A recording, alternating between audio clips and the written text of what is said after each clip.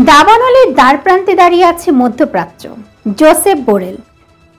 গাজা যুদ্ধ শুরুর পর থেকে মধ্যপ্রাচ্য অঞ্চল একটি সম্পূর্ণ দাবানলের দ্বারপ্রান্তে দাঁড়িয়ে আছে বলে মন্তব্য করেছেন ইউরোপীয় ইউনিয়নের ইইউ পররাষ্ট্র নীতি বিষয়ক প্রধান জোসেফ বোরেল।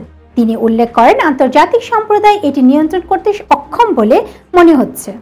সোমবার 7 অক্টোবর এক বিবৃতিতে শীর্ষ ইইউ কূটনীতিক আরও বলেন, ইসরায়েলি হামলার হামাসের হামলা 1 বছর পর পরিস্থিতি কেবল খারাপের দিকে যাচ্ছে। তিনি বলেন, এই অঞ্চলের মানুষ আগের চেয়েও বেশি নিরাপত্তাহীন।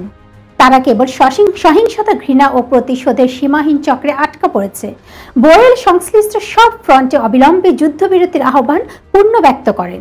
প্রসঙ্গত, গাজার স্বাধীনতা কর্মী সংগঠন হামাস 1 বছর আগে ইসরায়েলে ঢুকে 1200 জনেরও বেশি লোককে হত্যা করে, অনেককে করা হয় জিম্মি। এরপর ইসরায়েলের আগ্রাসনে গাজায় প্রায় 42,000 মানুষ নিহত হয়েছে।